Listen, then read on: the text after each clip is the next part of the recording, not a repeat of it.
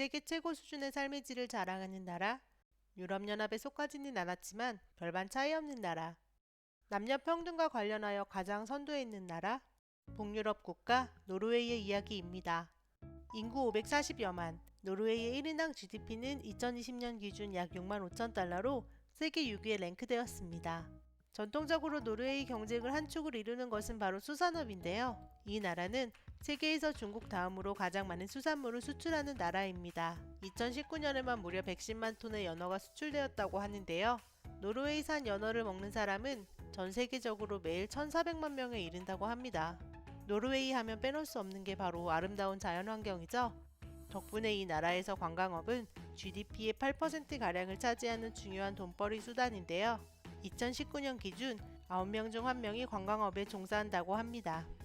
그러나 이 나라 진정한 부의 원천은 바로 석유와 천연가스라고 할 수 있습니다. 1960년대 후반 북해에서 발견된 원전으로 인해 노르웨이 경제는 급성장을 합니다. 실제로 국가 경제는 1970년도에만 무려 5배가량 성장할 정도였습니다.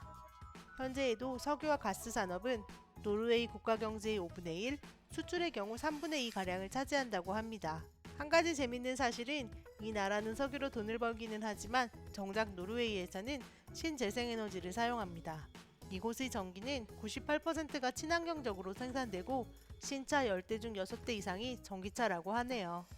다시 석유 이야기로 돌아가서 석유로 먹고 사는 나라인 만큼 노르웨이 경제에서 국제유가는 너무나 중요한데요. 한 예로 노르웨이에 통하는 크로네인데 이 크로네의 환율은 석유 가격에 따라 출렁입니다.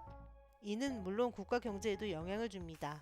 지금 보시는 두 그래프는 지난 10년간의 국제유가 가격과 노르웨이의 GDP 변화를 보여줍니다.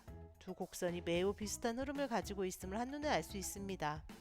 실제로도 국제유가가 높았던 시절 노르웨이의 1인당 GDP는 10만 달러 이상일 정도였습니다. 석유는 국영기업 스타트오일이 관리하여 노르웨이 국왕 하랄 5세의 주머니에 넣는 게 아니고 노르웨이 정부 연기금이라는 오일 펀드에 차곡차곡 쌓아놓고 있습니다. 1990년에 설립된 이 펀드는 현재 자산 규모가 1조 원 달러가 넘는 세계 최대의 규모의 국부 펀드입니다.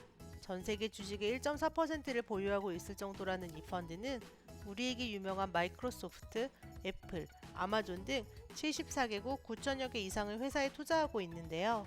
펀드 운영이 윤리적인 것으로도 매우 유명합니다. 무기 생산, 아동노동, 환경오염 등을 야기하는 기업에는 투자하지 않는 원칙을 지키며 이와 관련한 회사 리스트도 존재합니다. 다음 세대를 생각하는 노르웨이 사람들의 대규모 국부펀드 운영, 정말로 부러운 일입니다. 끝으로 노르웨이는 유럽연합의 회원국이 아닌데요. 그 이유는 사실 간단합니다. 국민들이 원하지 않아서인데요. 이미 2번에 걸친 국민투표에서 유럽연합 가입의 국민들은 NO를 외쳤기 때문입니다.